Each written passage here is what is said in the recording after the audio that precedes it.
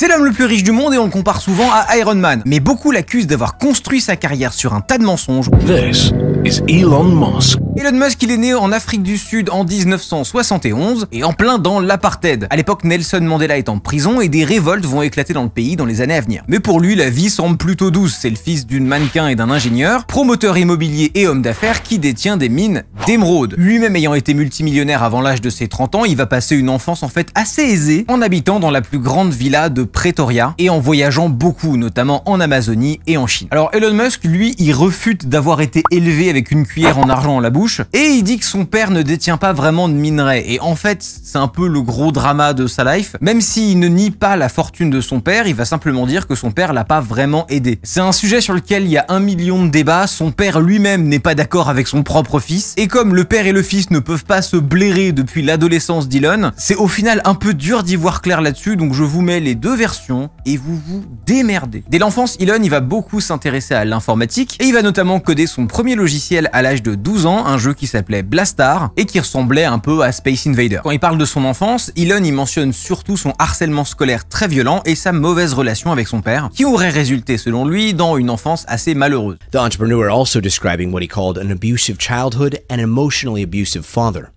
It was very violent. It was not a happy childhood.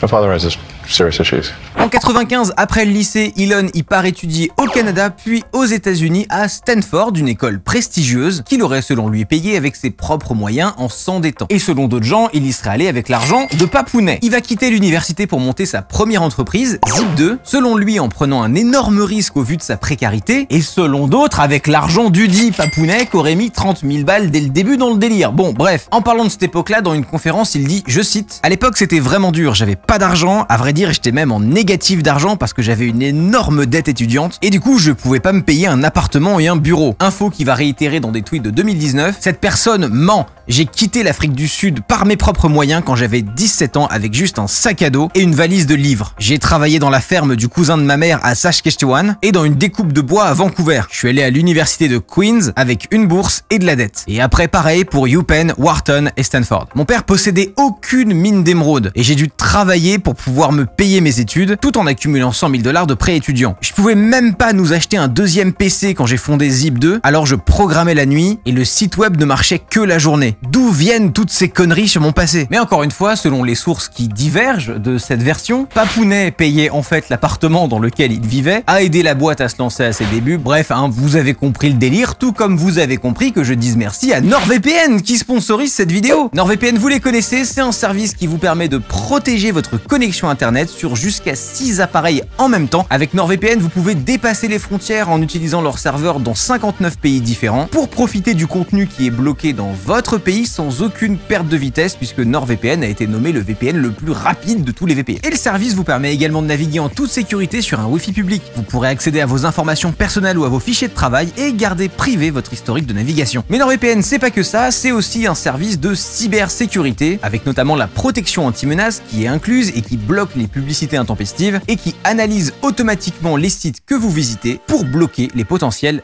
attaques. Avec mon lien en description, vous bénéficiez de 4 mois d'essai gratuit pour un abonnement de 2 ans pour pouvoir essayer chez vous en conditions réelles le service. N'hésitez pas à aller cliquer après la fin de la vidéo et nous on va parler de la première société bizarre d'Elon Musk. Zip2 ou plutôt Zip2, c'est une sorte de guide touristique en ligne, un outil qui va permettre aux entreprises de se référencer et d'avoir souvent leur première présence en ligne avec des informations sur ce qu'ils font et où est-ce qu'on peut les retrouver si on est en voyage. Et en fait ça peut paraître anodin mais c'est assez marrant de voir à quel point le discours d'Elon Musk diffère énormément avec un autre discours qui très honnêtement ressemble beaucoup plus à la réalité. Parce que c'est un des axes de communication les plus importants, le début de la carrière de Musk. Il a pris un risque, il est parti de rien et son entreprise aurait été une réussite. C'est grâce à cette histoire qu'il a pu se construire une légitimité dans le milieu de la tech. En 99, il va revendre cette entreprise pour 305 millions de $, obtenant personnellement 22 millions de ses parts de l'entreprise. Ça y est, c'est fait, il devient à son tour multimillionnaire avant l'âge de ses 30 ans. Et au lieu de faire comme tout le monde, de mettre ça sur un livret A et d'aller se la couler douce à Malibu, il enchaîne en créant une deuxième boîte qui s'appelle X.com.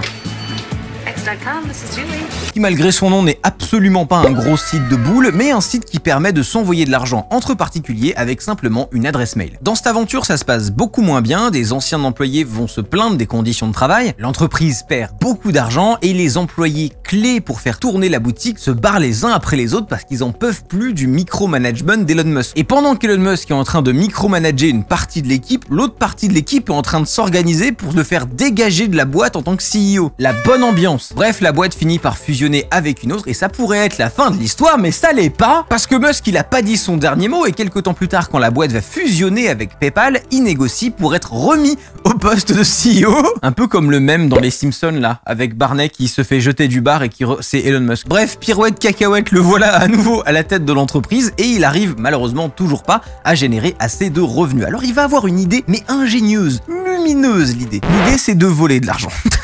Je rigole même pas! En fait, il va se rendre compte d'un truc, c'est que s'il clôture les comptes des petits utilisateurs de PayPal sans explication et sans réel recours, eh ben il se passe rien. Ce que je veux dire, c'est que PayPal à l'époque, c'est pas considéré comme une banque. Il n'y a pas tout le backing légal derrière pour protéger les utilisateurs comme une banque traditionnelle. Et donc, si tu clôtures les comptes abusivement de petits utilisateurs par milliers et que tu prends littéralement l'argent, qu'est-ce qu'ils vont faire? L'entreprise empoche l'argent présent sur tous ces petits comptes qui ferment abusivement et fait la sourde oreille aux nombreuses réclamations qui émergent. Et on parle vraiment de milliers et de milliers de cas, hein, à tel point qu'à un moment donné sur Internet, c'est devenu un mème quand tu avais une entreprise ou un compte professionnel de ne surtout pas utiliser PayPal parce qu'ils avaient l'habitude de clôturer des comptes comme ça et tu revoyais jamais ton pognon. Et comme ils faisaient ça à des petits / moyens utilisateurs, la plupart d'entre eux n'allaient pas intenter un procès à PayPal qui allait leur prendre du temps et de l'argent pour des sommes qui sont très petites. La stratégie, c'était littéralement d'attendre que ces gens-là prennent le seum et abandonnent. Et ce qui est terrible, c'est que ça fonctionne cette stratégie, mais pas assez. Il continue à faire trop peu de revenus comparé aux objectifs et son business plan fait pas vraiment l'unanimité. Tu m'étonnes, bordel, c'est du vol. Et pour la deuxième fois, Elon Musk va se faire démettre de ses fonctions de CEO. Mais il gardera quand même ses parts dans la boîte et il va récupérer quelques 165 millions de dollars quand la boîte va être revendue à eBay. D'ailleurs, vous pensiez peut-être qu'il était le fondateur de PayPal et vous vous demandez peut-être si votre mémoire vous joue des tours, mais non, il l'a vraiment dit à plusieurs reprises. There was another company called Confinity, and then in basically early 2000,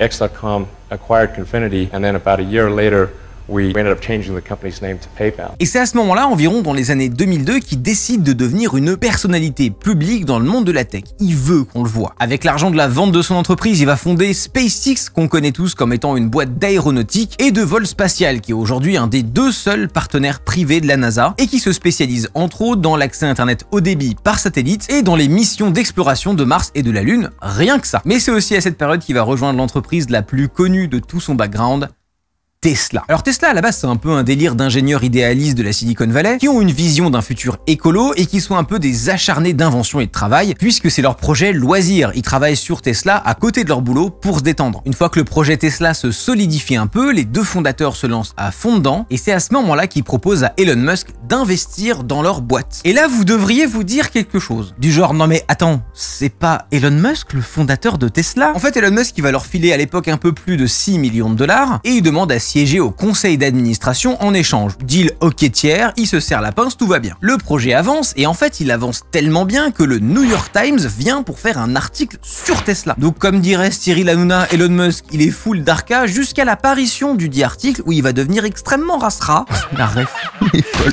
Elon Musk va littéralement péter un câble et c'est pas moi qui le dis, c'est les 2 fondateurs de Tesla dans un procès qui les oppose. Tout ça pourquoi? Parce que le journal a eu l'audace de ne pas mentionner Elon Musk. Et en fait, Elon, il a pas envie d'être juste un investisseur lambda, il cherche vraiment la reconnaissance. Alors donc là, perdre une occasion pareille, ça lui met un somme pas possible, à tel point qu'il va appeler les 2 fondateurs de Tesla et qu'il va leur dire qu'il est hors de question que ça se reproduise, et que si ça devait arriver à nouveau, il se retirerait immédiatement du projet et ça thune avec. Alors là, les 2 pauvres gars, ils sont complètement paumés, ça faisait pas partie du deal de base, et d'habitude, ils avaient des très bonnes relations avec Elon, donc ce petit coup de sang là, il vient de nulle part, mais bon, ok, ils lui répondent que si c'est le prix prix à payer pour financer le projet, ils s'en foutent, ils le citeront. Eux, ce qu'ils veulent à la base, c'est pas la fame, ils veulent juste faire des voitures Pikachu qui roulent très vite. This is one of the things that I found kind of fascinating about him. He's actually accomplished some amazing things in his own right. He's totally amazing. Yes, I'm not sure why he has to also say that he was a founder when he wasn't. I don't understand that. On en arrive aux alentours de 2007, Elon Musk est en train, selon le terme technique, de prendre la conf, et alors que le frérot n'est pas CEO de la boîte du tout, il se met à venir toutes les semaines chez Tesla pour suivre l'avancée du projet et exiger des changements. Ce qui va évidemment disrupter l'avancée du projet, et Tesla se voit complètement immobilisé, ça avance au ralenti, c'est un bordel. Alors on peut se dire que non, mais c'est pas possible, le mec a déjà été viré 2 fois d'un poste de CEO, il va pas faire n'importe quoi une 3e fois, et effectivement c'est pas du tout un hasard. À ce moment-là, Musk, il sait très bien ce qu'il fait, et en montrant la stagnation du projet aux autres investisseurs, il a construit l'excuse parfaite pour se débarrasser de l'actuel CEO de Tesla. Alors c'est un move qui est digne d'un méchant de Disney, hein, mais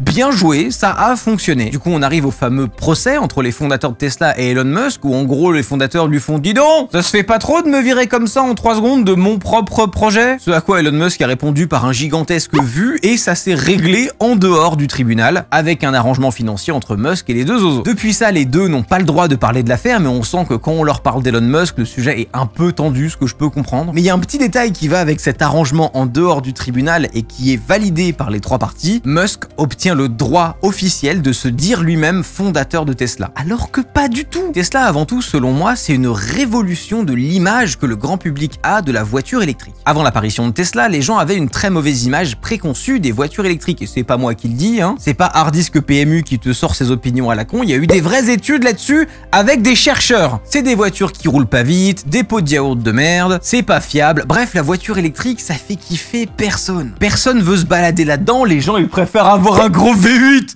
Ah ouais. En plus, dans l'imagerie populaire de la voiture et dans les pubs de bagnoles depuis des millénaires, la voiture personnelle, ça a cette image de truc de mec qui fait vroom vroom. Et là, elle fait pas vroom vroom. Du coup, une des raisons pour laquelle avant Tesla, on voyait pas vraiment de voitures électriques dans le grand public, c'est parce que ça n'intéressait strictement personne, que les constructeurs n'en faisaient pas parce qu'il n'y avait pas le public. Et ça, on peut pas lui enlever. En quelques années, à lui seul, Elon Musk a complètement changé cette perception. Les études d'aujourd'hui montrent que Tesla est considéré comme cool, que les gens en général aimeraient en avoir une et que les biais dans le grand public contre les voitures électriques sont quasiment inexistants. Et c'est un revirement assez impressionnant parce que le mec a carrément ouvert la porte à un nouveau marché qui n'existait pas et qui pourrait nous amener vers une gestion plus écologique de la voiture individuelle. Donc bref, on va dire des trucs pas bien de Tesla, mais c'est pas tout blanc et tout noir, c'est plus compliqué que ça. S'il y a un truc qui est très intéressant par rapport à Tesla, c'est qu'en fait ils vendent très peu de voitures, ce qui est con pour un constructeur automobile. Pourtant c'est un des constructeurs automobiles les plus connus au monde, ils ont une valeur économique bien plus haute que leurs concurrents alors qu'ils produisent comparé à eux très peu de véhicules. Alors ça vient de plein de trucs, hein. Le design est travaillé pour être super cool, autant sur la partie voiture électrique que l'intérieur avec les spaces d'iPad au milieu. Quand on rentre dans une Tesla, c'est bien présenté, on a l'impression d'être dans le summum de la technologie. On a aussi des modèles avec les portes qui s'ouvrent vers le haut, qui font très voiture de luxe. Et il y a quand même un vrai travail qui a été fait sur l'image que renvoie la voiture. On pense cool, on pense écolo, on pense technologie avancée. Enfin bref,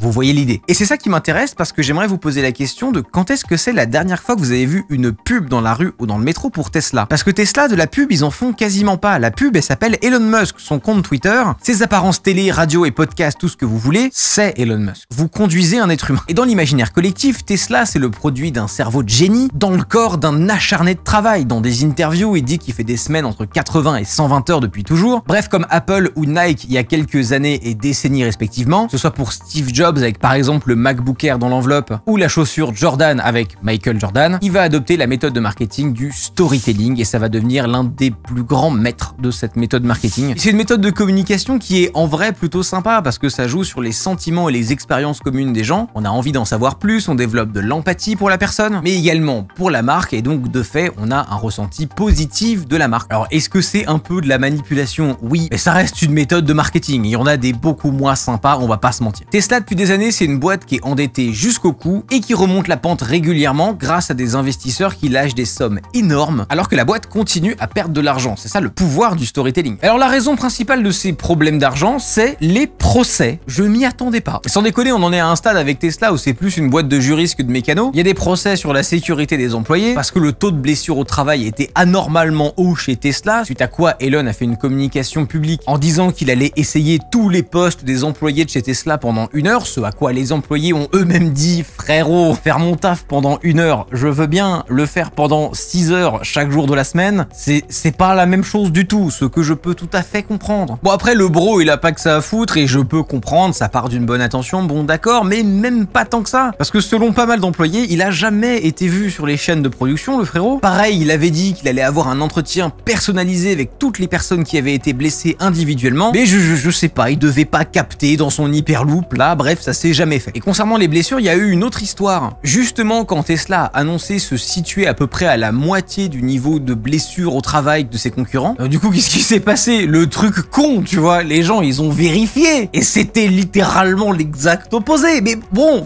c'est un thème récurrent chez Elon Musk. En 2016, le marché de l'automobile au global comptait à peu près 6,2% d'accidents du travail, contre 8,1% pour Tesla et 4% de blessures graves en moyenne, contre 7,3% pour Tesla. Du coup, l'année d'après, ils savaient que les gens les attendaient au tournant, ils ont fait super gaffe, ils ont changé des process et ils sont arrivés à des taux qui sont similaires à ceux de la moyenne de l'industrie. Mais ils sont toujours pas plus bas et encore moins plus bas de moitié. Elon, arrête de faire le Marseillais. Bref, l'environnement de travail est pas très safe, ce qui peut parfois se comprendre dans des boîtes super nouvelles avec des nouveaux processus de fabrication. Mais quand ça a été rapporté, très peu de choses ont été faites pour régler le problème, pour ne pas dire rien, et là c'est plus emmerdant. Et l'autre truc pour lequel Elon Musk est extrêmement connu, et pour lequel d'ailleurs il s'est fait taper dessus, c'est les manipulations de marché. Attention, asseyez-vous les enfants, je vais vous montrer comment faire de la manipulation de marché. Étape 1, faire un tweet en annonçant une dinguerie. Étape 2, les gens se précipitent pour investir de l'argent dans Tesla, puisque Elon Musk vient de dire qu'ils vont faire une dinguerie. Étape 3, ne pas faire la dinguerie, puisqu'il avait de toute façon jamais prévu de faire la dite dinguerie, mais utiliser l'argent levé pour payer les gens qu'il attaque en justice et régler ça en dehors du public. Quand il n'y a plus d'argent, il rouvre Twitter, il retweet une dingue et il est dans une boucle infernale comme ça depuis un petit moment. On peut par exemple citer la fois où il avait dit qu'il avait eu l'accord officiel de l'État américain pour faire un train Hyperloop qui allait relier Washington DC à New York, ce qui était évidemment complètement faux, ou encore de la fois où il a dit qu'il avait prévu de lui-même tester la conduite 100% autonome en se faisant conduire de la côte ouest à la côte est des États-Unis d'ici la fin 2017, ce qui n'est spoiler alert pas arrivé, ou la fois où il a prétendu que la production de Model 3 atteindrait 5000 modèles par semaine en 2017 et on n'était toujours pas à la moitié de ces chiffres l'année d'après. Encore plus pernicieux, et ce qui lui a valu une sanction, c'est quand il a annoncé un de ses investissements dans le Bitcoin via Tesla et qu'il a fait pumper le taux directement après, et d'ailleurs il s'est fait sanctionner pour ça. Les objectifs d'Elon Musk, ils sont rarement atteints, et qui est-ce qui est pénalisé par ça? C'est les employés d'Elon Musk. Parce que derrière Zozo 2000, il y a toute une bande de gens qui sont en train d'essayer de bosser pour tenir les objectifs de la boîte qui sont complètement intenables, et pendant ce temps-là, Jean Musk il recouvre quelques dettes et puis il paye les 10 employés qui l'attaquent en justice pour tout un tas de raisons différentes. Bref, c'est un peu une boucle infinie merdique, c'est vraiment très chelou comme façon de gérer sa boîte. Et on arrive au problème du storytelling, c'est que du storytelling. À ce propos, il y a une phrase qui est très dystopique qui vient d'un ancien employé de chez Tesla et qui dit « Chez Tesla, tout ressemble au futur, sauf pour nous ». Il y a aussi eu un mail interne de Musk à Tesla suite à des affaires de harcèlement, où bon, comment vous dire, le mail s'intitule « Ne soyez pas des cons »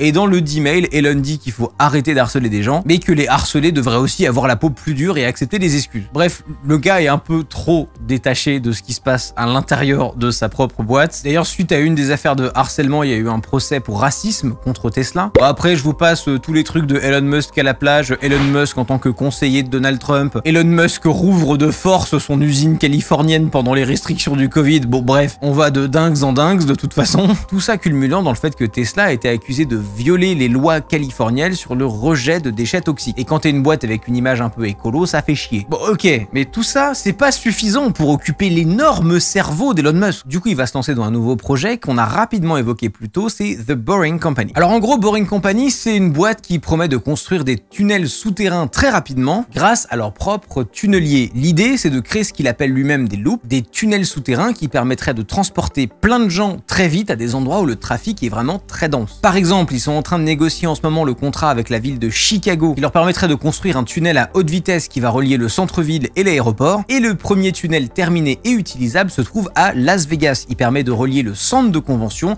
de tout tous les hôtels qui sont autour du centre de convention. Parce que le centre en lui-même, il fait des kilomètres et des kilomètres. Il y avait des navettes de bus, mais c'est vraiment pas pratique, c'est mal foutu. Elles partent que d'un seul endroit précis. Enfin bref, bon, c'est les transports publics aux États-Unis, classico del Madrido, je vais pas vous la refaire. Alors en soi, le projet est cool. Moi, j'ai eu la chance de le tester cette année. Et c'est vrai que l'idée de circuler sous la terre dans des espaces qui sont aussi engorgés, bah c'est intéressant. En plus, on est dans le désert du Nevada. À un moment donné, il fait super chaud. Donc c'est quand même pratique d'être sous la terre. On est dans des Tesla, on roule avec un chauffeur privé. Enfin bref, ça fait sens dans un centre de convention international où plein de gens aisés se retrouvent. Alors après, il y a quand même un problème qui a été soulevé et que je trouve moi personnellement hilarant. C'est que certes, ça marche. C'est sincèrement stylé. Mais la solution aurait peut-être été plus efficace si on avait fait... Comment on appelle ça déjà hein? Ça commence par un M, ça finit par étro. Et c'est une sorte de train sous la... Un métro! Plutôt que des voitures individuelles qui prennent de la place un peu pour rien. Enfin, c'est rigolo. Je vais pas vous dire que c'est pas marrant. C'est pas vrai. C'est marrant. Pourquoi? Bref. Et en fait, c'est ça le point clé. Je pense qu'en fait, c'est le but et qu'il y a rien d'idiot là-dedans. Les produits que Elon Musk crée, ils sont pas faits pour être pratiques ni même abordables. Ils sont plutôt destinés à un public d'élite. Tesla n'est pas une voiture qui parle au grand public. Parce qu'on pourrait faire une Tesla dépouillée de tous les petits gadgets et les machins qui vont avec, plus petite avec un design plus simple et la rendre plus abordable pour le grand public. Mais c'est pas le choix qui est fait. De la même façon que la société fait pas tant de voitures que ça, le but c'est pas d'en faire pour tout le monde. Le but c'est d'en faire pour les youtubeurs. Pardon.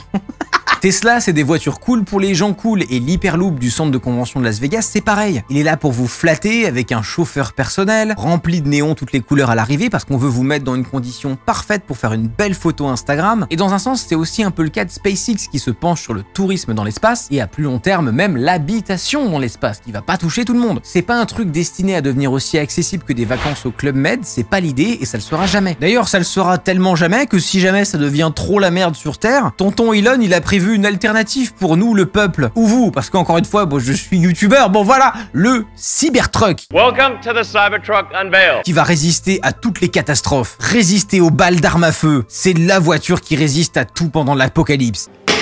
Oh my fucking god. Bon, il y a encore des trucs à revoir. Et je vais rapidement passer sur le dernier projet en date de Musk, parce qu'on n'en sait pas encore énormément, mais bon, un petit mot sur Neuralink, qui est son entreprise d'interface neurologique. Vous n'avez rien compris, c'est normal. En gros, c'est des micro-puces dans le cerveau, c'est dingo. Alors pour l'instant, on en est à l'étape des tests sur les animaux, alors on va pas parler du truc éthique sur les tests sur les animaux, de vous à moi, ça me fait chier, mais bon, c'est pas les seuls, hein, voilà. Et on arrive à collecter des données de cerveaux de cochons et de singes sans fil, même si pour l'instant, les neurologues ont pas l'air incroyablement impressionnés des avancées proposées par l'entreprise. Ils disent plutôt qu'on savait déjà faire tout ça, mais bon, il y a probablement des choses intéressantes à faire, notamment dans le cadre médical. Mais encore une fois, c'est pas le projet de Musk. Il veut faire des trucs stylés, pas sauver des vies. Et il envisage une mise sur le marché d'ici fin 2022. Je vous demande ce qui va advenir de cette prédiction, elle n'arrivera pas, bonsoir. En attendant, ce projet qui date de 2017 a vu 5 des 9 personnes les plus importantes de la société quitter la structure, notamment Max Hodak, un des cofondateurs, qui a d'ailleurs fait ses valises pour partir investir chez le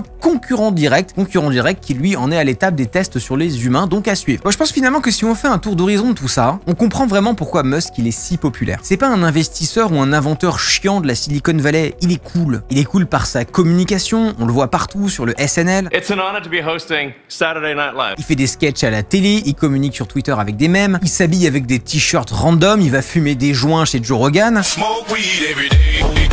Il va au Met Gala avec sa meuf qui est aussi une chanteuse, enfin bref, il vit la vie d'Aloca que plein de gens voudraient vivre s'ils étaient riches. Il y a un truc qui fait rêver là-dedans et on peut plus facilement s'identifier à lui qu'à des gens comme, je sais pas, Bill Gates ou Jeff Bezos par exemple. Mais au-delà du marketing, ça reste un multimilliardaire tacticien qui, même s'il ressemble à vous et moi, ne prendra pas le métro de la ligne 2 pour aller à Belleville. La deuxième chose qui le rend cool, c'est ses projets hallucinants. Le mec il fait des voitures du futur, il nous propose de voyager, voire même d'aller vivre dans l'espace, d'avoir des puces dans le cerveau pour faire des tweets par la pensée, putain mais oui, Elon! Et c'est ça la raison principale pour moi du succès d'Elon Musk, qui nous vend des rêves d'enfants auxquels on a absolument envie de croire. Et allez voir en description pour bénéficier d'une énorme remise sur l'offre NordVPN. Vous pouvez tester sans risque car il y a une garantie de remboursement de 30 jours.